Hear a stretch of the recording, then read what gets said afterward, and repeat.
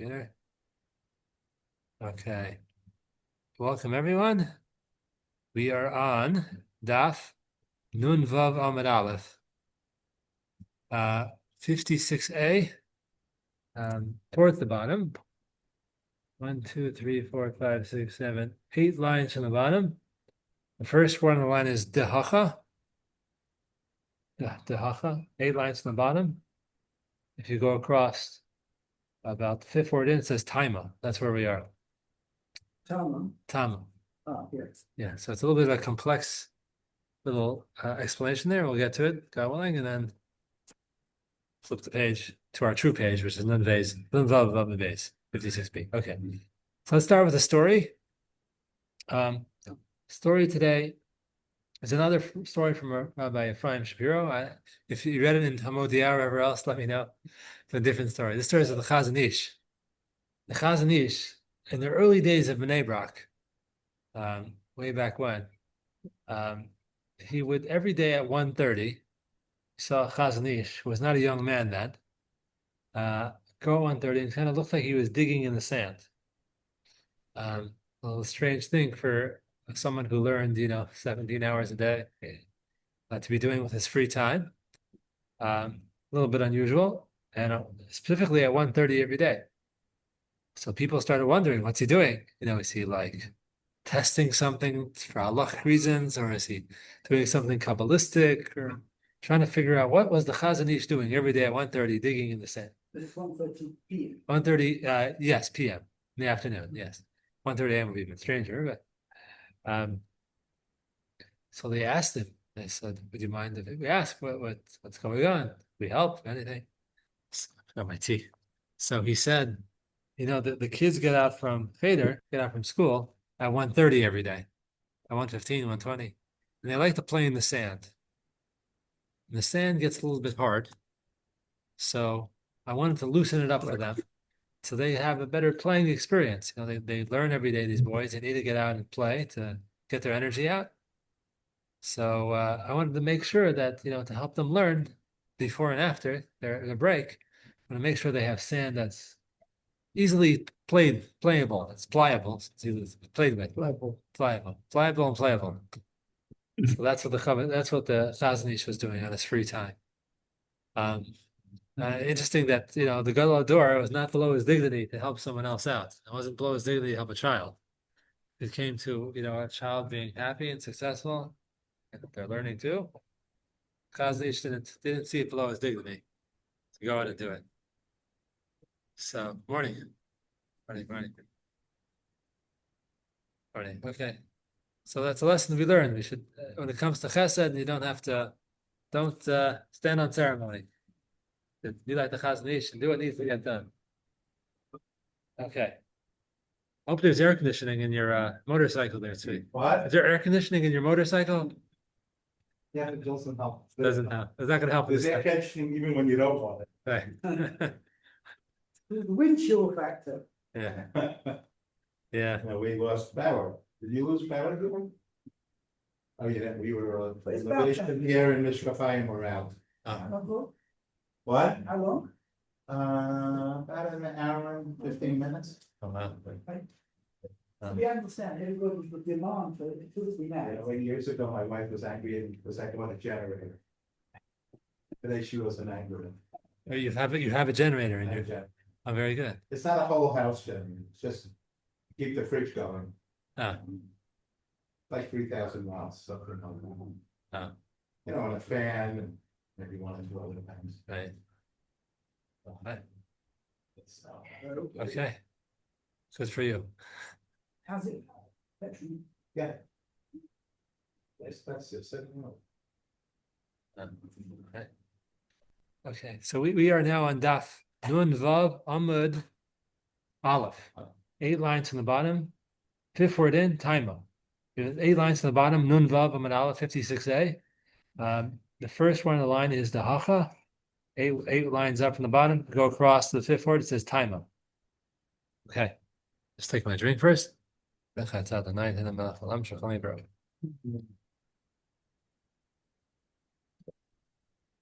Okay. Okay, Shir is Lili Nishmas, my wife's grandmother, who passed away last night, and it's Chana Tova Bas Naphtali Hertz. Neshama Shana Leah. Okay, so Taima. So a little bit of introduction here. We're going to discuss the Shita of Rabbi Yehuda, who holds that if one wants to be mochel, part of the second, it's not sitting right. If one wants to be mochel, part of the ksuva. The wife wants to, with her askama, with her agreement, she wants to be mochel, forgo on part of the ksuva. She has to do it in writing. It has to be written. So the Gemara is going to analyze that concept. So Taima the Kosevle. The reason why it works is because she wrote it. It was written. She wrote it. It was written that mechila. Aval peh lo, but they did it verbally. They did not. That's what Rav Yossi holds. I see today, God willing. Rav Yossi holds even verbally is enough to do the mechila. So what's the difference? Why is there a difference? The difference is, I believe the Ritva says this. It says that the difference is that when you write a ksuva for 200 zuz, that's what you're supposed to do. And right now we're going to say it's from the Torah. Just leave it at that for a moment. We switch back and forth depending on whose opinion we're hearing in the Gemara. The ksuva, let's say, is from the Torah, Tiaraisa. And once you fulfill that obligation of the Torah, you write the ksuva, then you can write a receipt, even if it's not a real receipt. You're saying that you're putting in writing, I had the ksuva, I'm fulfilling the words of the Torah to have a ksuva, and now I'm being mochel on that ksuva. But if you do it if you do it verbally, it looks like you're just absolving the initial obligation, more so, says the Ritva. That's how the Ritva explains it. So therefore, you have to do it in writing. If you just say, I'm mochel on the ksuva, it appears like you're never really taking on the full obligation in the first place. If you made the ksuva and then you put it in writing to say, yes, there's a ksuva, but I'm being mochel on half of it. I received half it, but really mechila, really foregoing. So that is not not undoing the actual obligation, let's call it from the Torah for now, for the ksuva. So this is all peh. That means also what you're waiting. yeah, probably, yeah. But it looks like that you're just absolving the entire obligation, not just that the Torah obligation has to be in place. And we'll discuss this. Right. So let's discuss this. Time of the Kesuvos. Aval peh lo. So am I. Why is that a problem according to Rabbi Yehuda? Why does Rabbi Yehuda say that's a problem? That you can't just say that you're absolving this obligation you have to give the ksuva. Now, from the Torah, there's an obligation to the ksuva that we know, but there's a concept that we'll see that, according to some, perhaps even according to Rabbi Yehuda, that you could be masna al mashna kasav Torah. You could sort of make a condition that's when it comes to monetary things that doesn't fulfill the Torah's obligation. So, according to some, we'll see. We're going to see in a moment. I'm getting too far down. That perhaps, according to Rabbi Yehuda, that shouldn't be a problem. Just because the Torah says you have to give 200 ksuva, you can be mochel that. You can be masne al mashal kasav Torah. You can make a condition to say yes. The Torah says, but I'm mochel it. I forgo it, or etc. Other things like that. It seems like Rabbi Yehuda holds that somewhere else, and yet here he's saying no. It has to be that you're not going against the conditions of the Torah. Monetarily, the Torah says 200. You have to give the 200. Unless you put in writing that shows that there's 200, but then you're foregoing on that. So let's read that. I'm trying to give a little bit of introduction. Let's read it inside. Time of the Kesuvos. The reason it works is because she puts the foregoing of the ksuva in writing, or it gets put in writing, which doesn't completely nullify the ksuva. Aval al peh, when she does when she foregoes on part of the ksuva verbally, that looks like you're sort of removing the part of the actual obligation itself. You're sort of nullifying part of the obligation. Aval peh lo, but that doesn't work according to Rabbi Yehuda. Amai, why not? It is a financial obligation with the Torah. V'shaminan leil Rabbi Yehuda, and we've heard that Rabbi Yehuda holds the Amar davar shabamamon tano kayam. That is that Rabbi Yehuda holds that when it comes to monetary stipulations, monetary conditions, you can you can make a condition that goes against the Torah, not against the Torah. That's not your requirement from the Torah.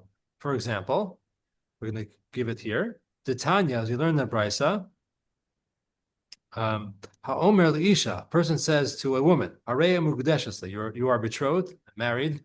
That's a bad translation. Married to me, the first stage of marriage. Al-manash ein laich alai sher ksusvona. On the condition you don't hold me liable, so to speak, for the three obligations, the three main obligations of the husband to his wife, which is food, clothing, and that he has to have cohabit with her, has to have bia with her. Hareza mikudeshes, it still works as the kedushin. V'tanao bato, divrei meir. But however, your conditions are nullified.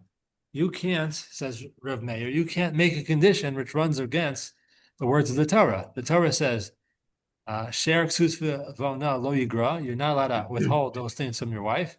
Those are an absolute obligation, and you can't say, "I'm making a condition," even if she agrees to it, that I don't want that to be in there. So Rav Meir says it's an absolute obligation, even the monetary aspect of it. The Torah says you have to give your wife food, clothing, which is money. You can't make a condition against it. She can't absolve it, even if she agrees. You have to give that. Rabbi Yehuda Omer, B'davrish v'momom tano kayin. Rabbi Yehuda says, no, when it comes to monetary matters, you can't stipulate, you can't make a condition, and it would work.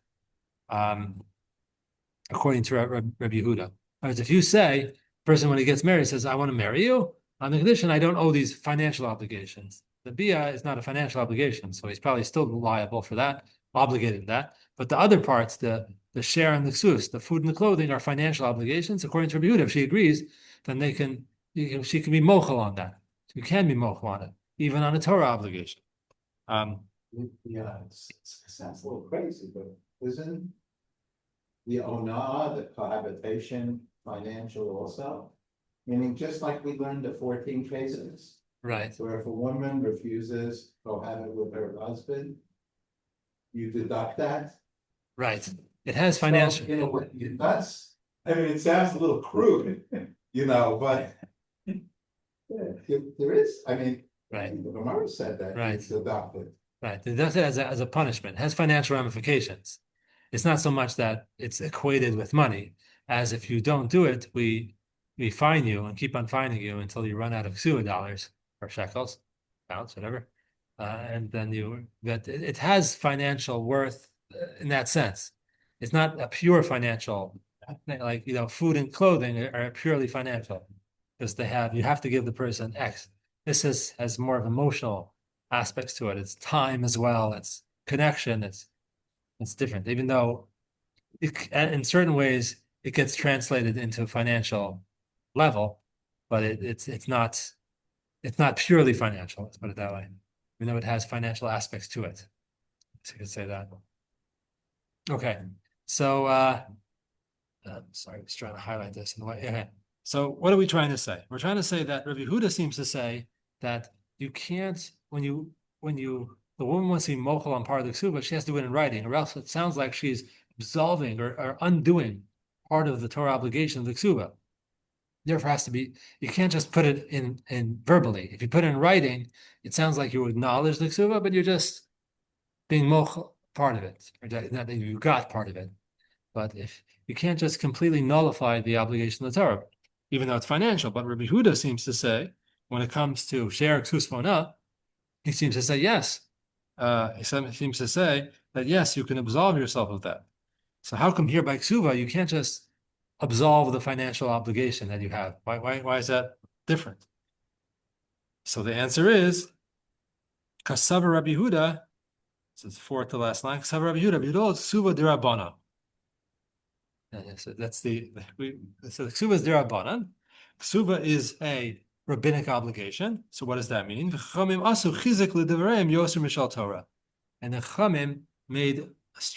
put more restrictions to make their takana, their ruling stronger. They put in more restrictions by derabanan than sometimes deraisas. So when it comes to sher ksusvona, food, clothing, and cohabitation, that is a pure deraisa from the Torah. So according to Yehuda, the technically she can be mochel on the financial obligations of that. If she wants, they could stipulate that in the agreement that she doesn't get it. She can be mochel on that. But when it comes to ksuba, which Rabbi Yehuda holds is the Rabbanan were more strict than even the Torah, to give strength to their rulings. The ksuba, purpose of ksuba is shlo yitei kala beina v'lotzia, that it shouldn't be light on the part of the husband to divorce her. So that ruling of the chachamim, but the ksuba, they were made it more strict, and you can't just absolve your obligation for the ksuba. It has to be nothing more that doesn't come to a pure absolving it. You have to acknowledge the ksuba of 200 tzus, and then give it in writing, like as if you got paid, and you're really absolving it. So it's stricter. The laws by ksuba. It's not enough. You can't do ksuba verbally to absolve yours to forego. That's the word, to be mocha. But you have to do it in writing, which acknowledges the existence of ksuba, the Rabbanan, and yet you're, writing that you got part of it, even though it's mechila. So that works. So the concept is that by derabbanans, according to Rabbi Yehuda, by obligations derabbanan, rabbinic obligations, we see that the rabbis put an additional strengthening to their rulings. They wanted to give strength to it, to be sure that people would keep to it. So the Gemara is going to question that. So we have other rulings that the rabbanan have, and yet we see Rabbi Yehuda says we don't worry about it. We don't have to put in additional strictures, additional rules. It's okay. Yet by ksuba we see you do. Why is there a difference? So third line from the bottom, right in the middle, Hare Peiros. We have the case of Peiros, which is derabanan, v'lo avdu l'rabanan chizik. They didn't put an additional strengthening to their ruling, to their takana. What's the case of Peiros? Peiros is the case of nichsei milug, when a wife comes into the marriage with certain possessions, let's say land or whatever, and the husband has the right to the Peiros. So this land is literally the produce of the land. If it's something else, it's the earnings, dividends, whatever you want to call it. He has the right, but she keeps the principal to it. She keeps the actual thing itself, the land. Hare Peiros, the Rabbanan, v'lo of the Rabbanan chizik. The Tznan, if you learned in Mishnah in Baba Basra, No, sorry. There's a Mishnah later on in Kesuvos that says as follows. The Tznan, Rabbi Yehuda Omer, La'olam hu ochel perei Peiros, ad sheyichtov la din udvarm enli benichsayich u'piraseim peres ad olam. That the Mishnah says, Rabbi Yehuda holds, a person, the man, the husband, always has rights. Eats the produce and the byproduct of the produce. If you sell the produce and you get land, and then the product of the land, the produce that comes from that land that you got from selling the produce from the other piece of land, it's always the husband, the byproduct, until when? And until he formally writes to her, we'll see actually just has to say, doesn't have to write, until he is mochel, until he says, Din dvarim ein li b'nasayich, I don't have any rights in your property to get the produce, the dividends, and then if you sell those dividends and produce, you buy other land, even those produce and dividends, I don't have right until he does that. V'kaim alon, and we hold, next page, 56b, nun vav amud beis, v'kaim alon, my kosev. What does it mean, kosev? Omer. It means he says it. But in any case, whether he says it or writes it, that's a bit of a discussion in the Rishonim. But whether he writes it or says it, highlighting here this morning, sorry. Whether he says it or writes it, he's being mochel. He's being mochel to her. It's a gzeira d'Rabbanan, and he's simply being mochel on it. He's simply saying, like the Gemara says, simply saying, I don't have rights to it, and that's it. He's sort of abrogating it, absolving his rights and just nullifying the gzeira d'Rabbanan, just like that. I thought the Rabbanan, didn't we say the Rabbanan make a chizik to the Dvarim that when it comes to their rulings, the Rabbanan made a very strict situation that they gave additional strength to their rulings, like this case of nichsei milug, of the produce of a property, etc. she brings into the marriage. The Rabbanan made a chizik. They make strict laws. So how could he just, according to Rabbi Yehuda, how could you just say, well, he can be mochel, he can forego on it? Doesn't seem to be so simple. The Rabbanan were very strict about that they have to keep their takanas.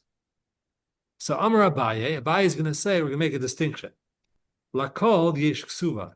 Everyone who gets a ksuba, everyone who gets married, they have a ksuba. Okay. Lola kol yesh peiros, but not everyone who gets married, the woman comes into the marriage with nichsei miluk, doesn't necessarily come into the marriage with property that the husband has the rights, the dividends, produce, whatever. So it's really lechol yesh ksuba, v'lo lechol yesh peiros. So therefore, milsa de shchicha avdu barabanan chizuk. In a case that's common, like a ksuva, the Rabbanan, when they made their ruling, their enactment of ksuva, now we said according to Rabbi Yehuda's the Rabbanan, ksuva is the Rabbanan, when they made that enactment that a man has to give a ksuva, so it's not easy in his eyes to divorce his wife, they gave strength to that. They made it very strict, and you can't just simply absolve yourself of it, make a condition with your wife to know ksuva. It has to be done a particular way. Milsa de lo shchicha, something that's not common, not as common, like a woman bringing in land to the marriage. Lo of the Rabbanan chizik.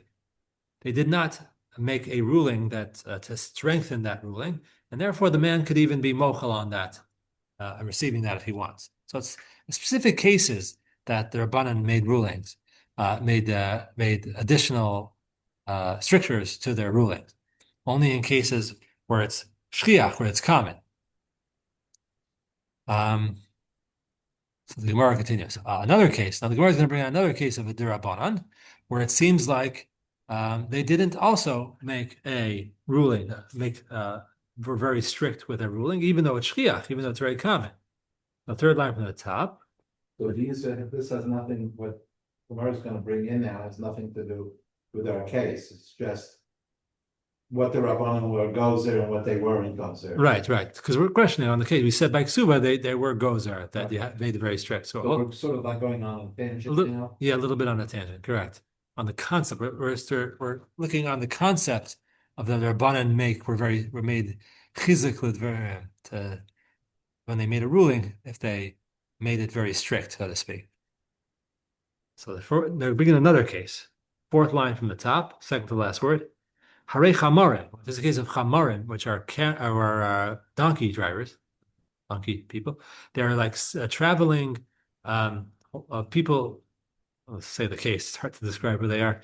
They would go and bring grain from where they get it, and they bring it to the towns to sell it.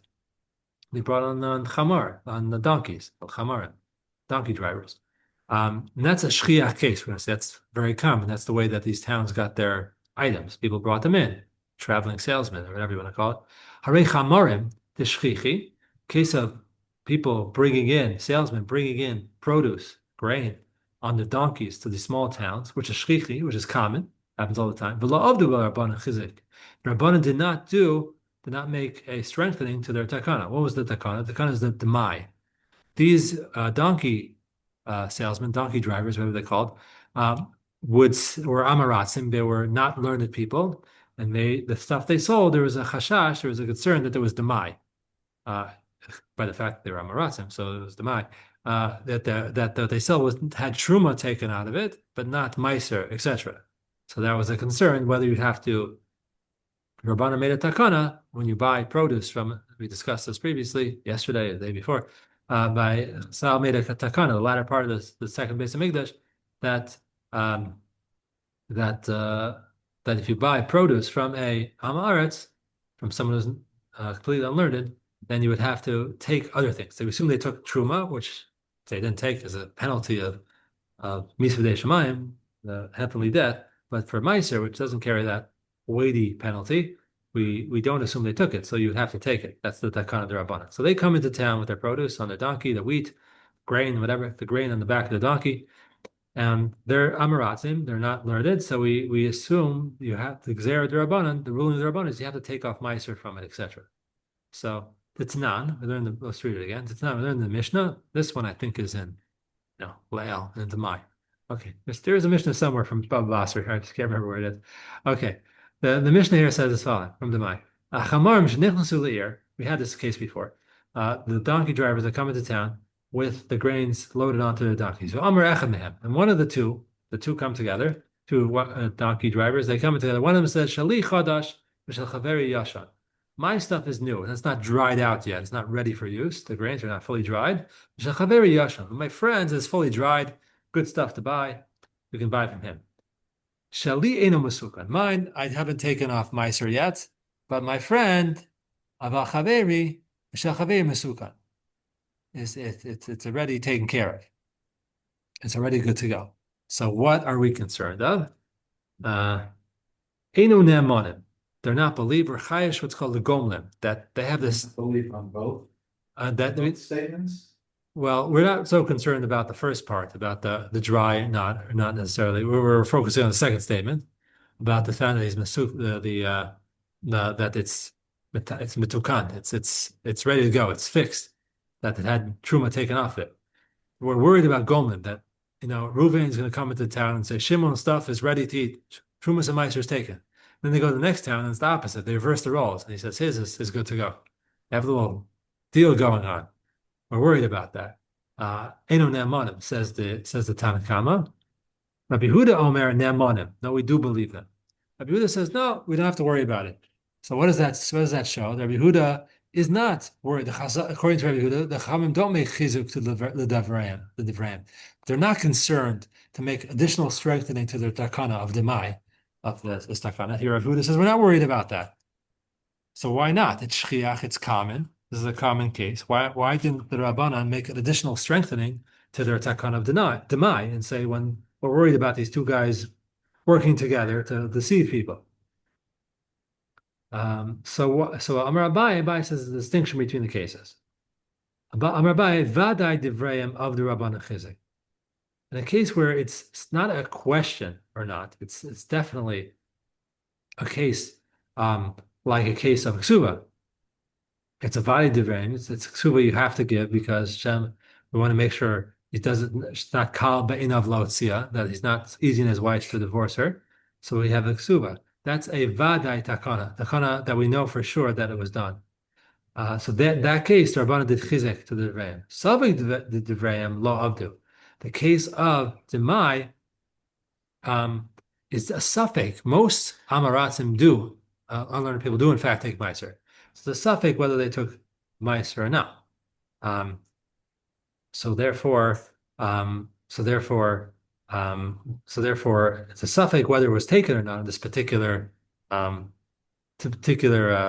stuff that's being brought in or not. So therefore, they don't make the gzera. When it's a vade case, it's definitely a ksuva here that's involved. They definitely want to strengthen their ruling. But here, it's demai, it's a suffix. Has the stuff been taken off or not? We don't know. So therefore, they don't make strength. They don't have chizuk to the drayim. So you've got a situation where you've got a Torah law, you have to take Truma and Hasu. Right? We've got a doubt, so the Rabbanim try to have people out the lenience.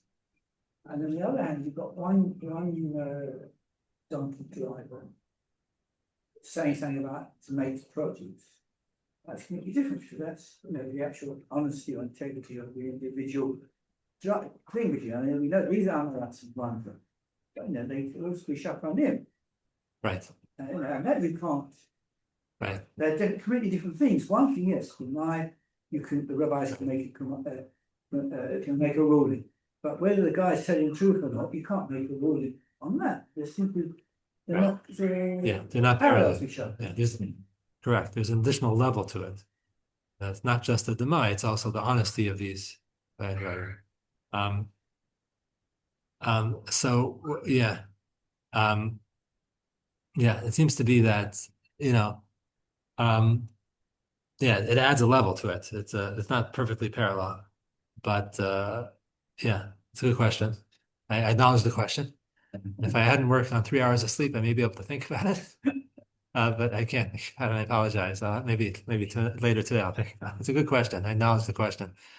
I think maybe we asked the question last time we learned this. It's on Daf. Let me see, where is it? It was on Daf Chaf Daled. So it was a while ago. We do about 10 blot a month. So Chaf Lamed Mem. So it was about 3 months ago. So I don't remember what we said that, but it's a good. I acknowledge the question. It's a good question. Okay. So Rabba's I'll get a written reply then tomorrow. I have to even remember. I apologize. I'm not working on full speed here. It's the word. Okay. What's the second answer is Rava Amar b'demai yakilu.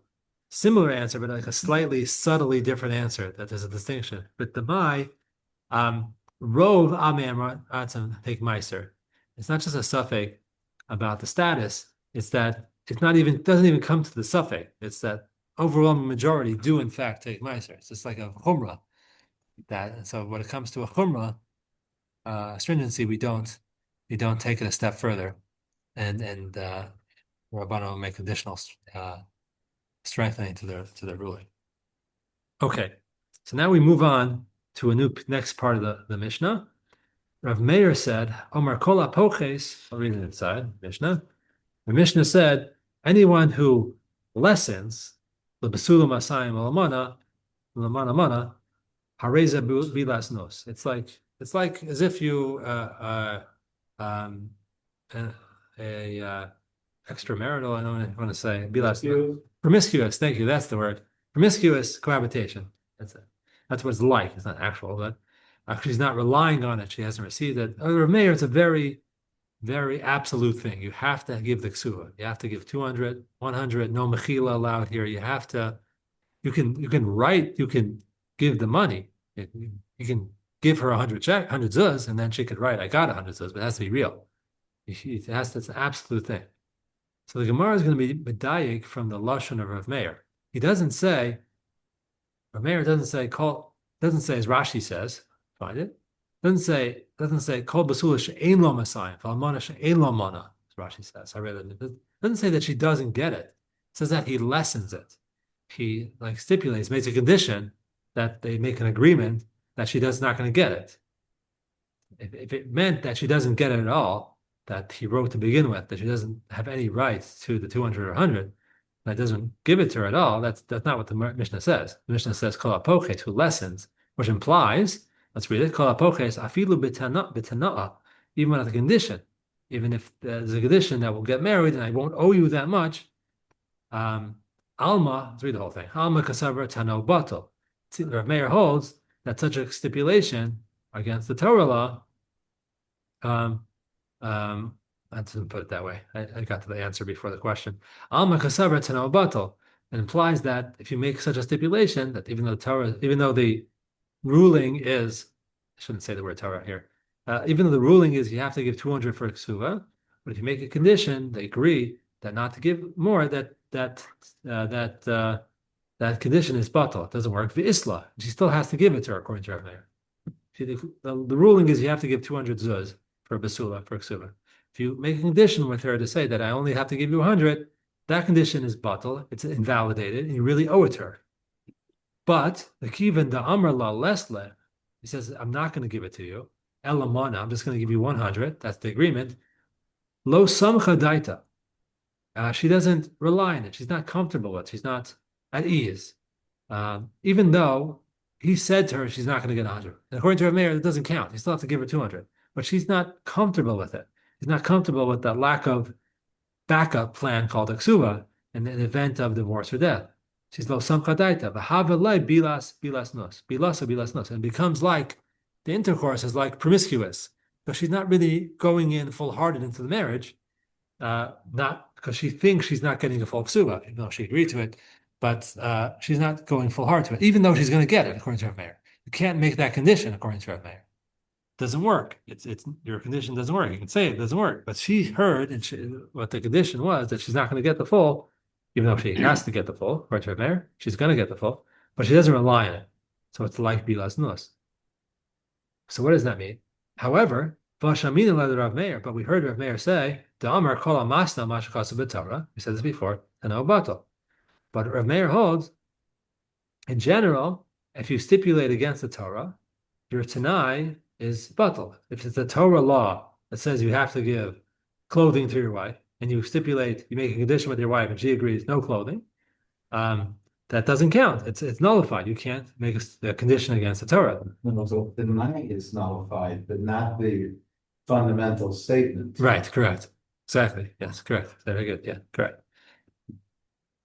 Kasar makes Tano Bato. Hadurabanan, when it comes to a Durabanan, like Suva, Tano Kayan. But wait a second. Suva is Durabanan, we said, at least according to Rabbi Yehuda. Suva is Durabanan. If Suva is Durabanan, that may be true, that your Tanai, your stipulation, I won't only give you 100, for example, the Ksuva. If it's a Torah rule, that's fine. That would be batal, like Rav Meir says. But it's only a derabanan, the Ksuva. It's derabanan, so your Tanai should work. It should work according to what we're saying. So the Gemara answers, according to Rav Meir, Kasav Rav Meir, Ksuva Dioraisa. Now, Rav Meir holds that Ksuva is a Torah. We said before, Rav Yehuda says it's Diorabanan. Rav Meir says Dioraisa. It's Dioraisa, it's from the Torah. The stipulation doesn't work. Say, I'm marrying you on the condition that Ksuva is only 100. It's a Torah law. You can't undo that. So that's why Rav Meir would say that it's undone. It doesn't work. According to Rav Meir, stipulate against the Torah, and the Ksuva is from the Torah, Dioraisa, according to Rav Meir, it doesn't work. You have to give the full amount. As opposed to Rav Yehuda, who says it's Derabanan. So at this point, I haven't gotten far enough to say yes or no, but it seems like Rav Yehuda says that the Ksuva is Derabanan, and Rav Meir says it's Dioraisa, which explains why Rav Yehuda is so strict, perhaps. That saying that statement gets me into trouble, but anyway, let's just put it that way. Rav Meir says Ksuva is from the Torah, and Rav Yehuda at this point says it's from the Rabbanan. Okay. So now let's go on to the next piece. We're going to talk about more opinions about Mechila, about the Mechila of the Ksuva, based on the part of the on the money. It's the woman has to agree for the Mechila to work. Yes. No, in other words, who's proposing the Mechila? It could be either way. I think the man in the case that we had before, but whatever the case, she has to agree to it for it to work. It's not really from the woman's side. It would be, you could use the term mechila. From the man's perspective, he's sort of like he's shortchanging her. Right. Yeah. Correct. Yeah, it's shortchanging her with his agreement, with her agreement. Shortchanging with her agreement. Yeah. Well, she agrees, then he agreed. A lot of times we'll see that when it comes to monetary things. Whatever you agree to, that's what you agree to. Not all. Agree to Yeah. for a reason. Not always, but often. Okay. Okay, Tanya. About halfway down. Should have 2 dots there. First one on the line is Dioraisa. Second word in Tanya. There's a brisa which kind of expands on our Mishnah. Tanya, Rabbi Meir Omer, Kol apoches lebasula masayim olamana mimana hareze beilasnos.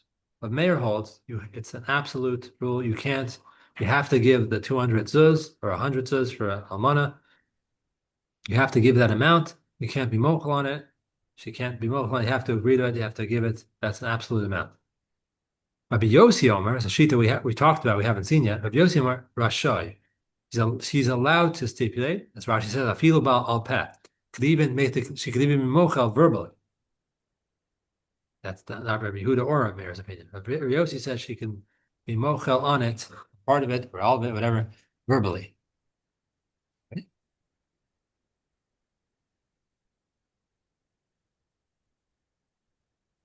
Sorry. Not having a good highlighting day here. Just move that back and drop. Maybe that'll help me. Sorry. So Rabbi Yossi says even verbally. Rabbi Yehuda Omer, like we saw in our Mishnah, Rotza kosei lebasula shtar shel masayim. If he wants, he can write the regular ksuva of 200. V'hiko seveslo, and she writes a shover, like a receipt, even though it didn't happen.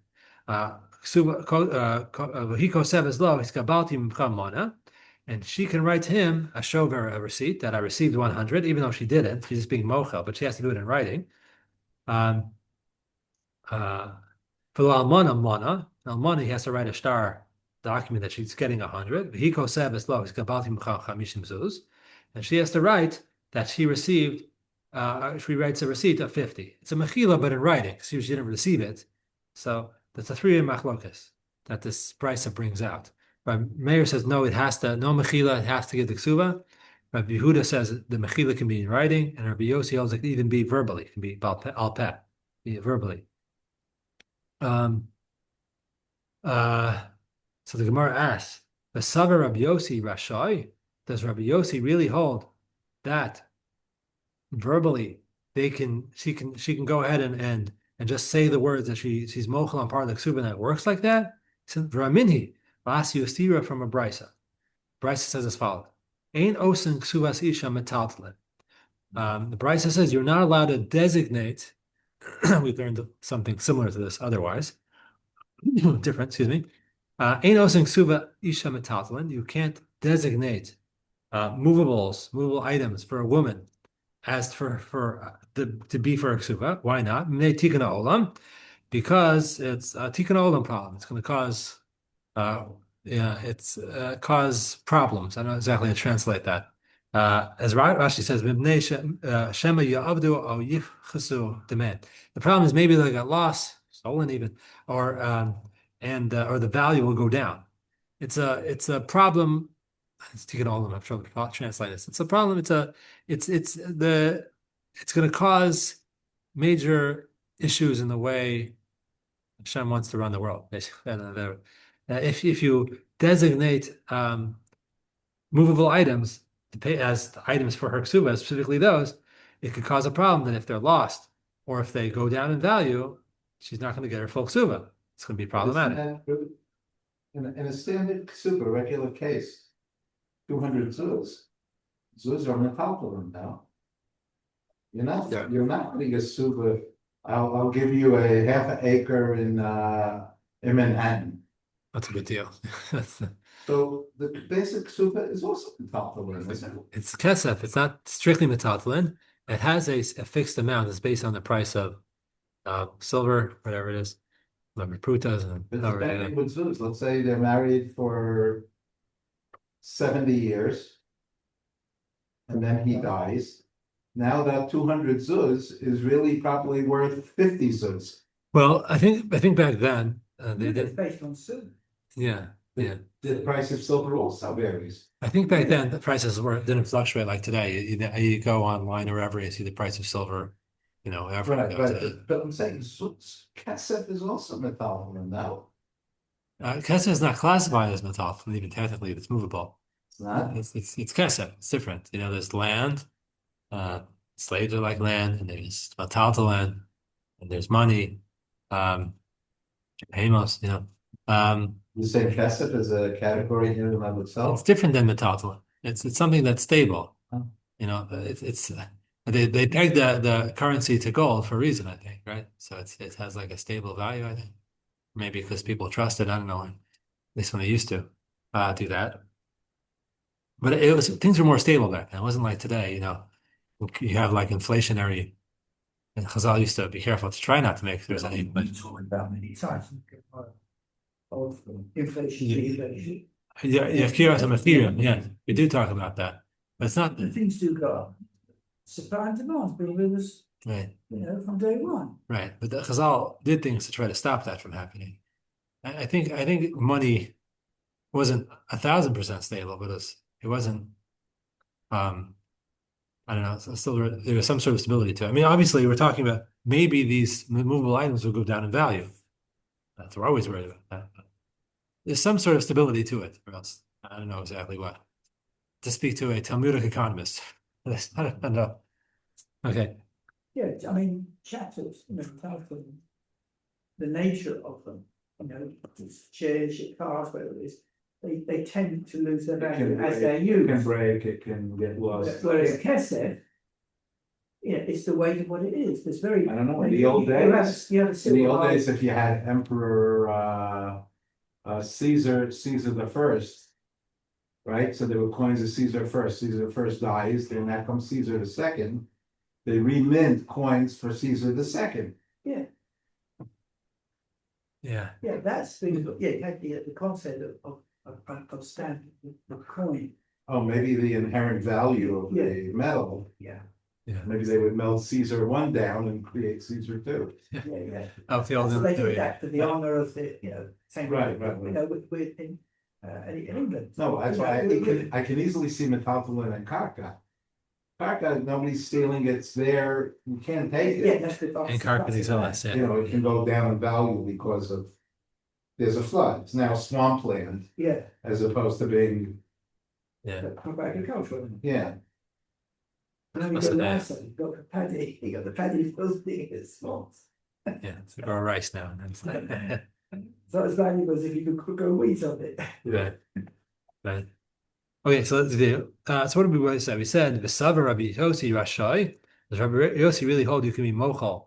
You can forego verbally on the ksuba. V'ramini, I see a steer from the brisa. Ein osin ksuba isha metatlan.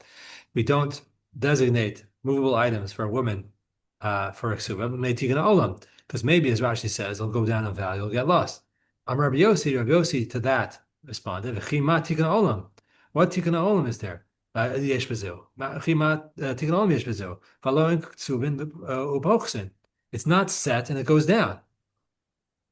So the Gemara is going to ask a question from what we just said, that it seems like Rabbi Yossi and the Tanna Kamma are saying sort of the same thing. That's a problem to give metaltalin because of may go down in value, etc. So the Gemara asks, Tanna Kamma nami einosin kamar. Sorry, Tanna Kamma nami einosin kamar. Tanna Kamma also say you can't do this because of a problem. Elalav haki kamar. Rather, this is what the conversation is. Highlight second. The medvar mamurim. Sorry. To highlight. Okay. The medvar mamurim. What are we talking about? V'shalo kibul alav achrayas. When he didn't take ownership in the case, didn't take responsibility in the case that it gets lost. The mamurim shalo kibul alav achrayas. About kibul alav achrayas, if he takes upon himself responsibility that if it gets lost, he's going to cover it. Osid, we do give metaltalin because we don't have that problem of it getting lost. Well, us Rabbi Yossi comes along and said, "Vasi Rabbi Yossi lemeimar ki kibul avachrayis amay osin v'alo en ktuvim sorry upochsin." Rabbi Yossi says back, okay, maybe if you give achrayis in the sense that it's lost, that would solve the problem. But even metaltalin can go down in value, can lessen in value. So even if you have achrayis that if it gets lost or maybe stolen, that you're going to take responsibility for the movable items you designated for ksuba, but it can still go down inherently in value, says Rabbi Yossi. We're worried about that. So the Gemara asks the following: Hashta uma hasam the dilma pachsi chayesh Rabbi Yossi. Now, what did we just say? Perhaps it's going to go down in value. Rabbi Yossi is worried about that, so you can't designate movable items for her ksuba. Maybe it's going to go down in value. Hacha devadai kapaska lo kol shekain. In a case where it's certainly going to go down in value, all the more so. In other words, if she's mochel on it, certainly more so, or that's okay. It's allowed to be mochel on ksuba, but we're worried about maybe it's going to go down in value. You're probably thinking of the answer already, but how could Rabbi Yossi hold that she can just be mochel on her ksuba verbally? And yet Rabbi Yossi is so machmir, so strict that you can't designate immovable items even with a lost policy of achrayas. They take responsibility, sort of insurance if it gets lost. But he says it may go down in value, so we don't let him do that. You're worried about that, but yet you're not worried about a woman can be mochel on the whole thing or part of the whole thing. That's okay. Rabbi Yossi is very strict about it. So the Gemara says, Haki hashta. This is how we want to learn. Hasam lo yada de tachil. Over there, when it comes to receiving the movable items, a pile of movable items designated for a ksuba, she doesn't know it's going to go down in value. She doesn't want it to go down in value. She wants it to stay the same. She wants 200 zuz worth of items. If it goes down in value, that's not good for her. Doesn't agree to that. She wants a full ksuba. Hacha yada v'kamachla. Here she knows good and well that her husband's saying, let's please be mochel on half the ksuba, and she does it willingly. So if she does it knowingly, that's one thing. Even she knows, even if it's for sure that it's going to be mochel and she's going to lose out on part of the ksuba, that's fine because she's willing to do that.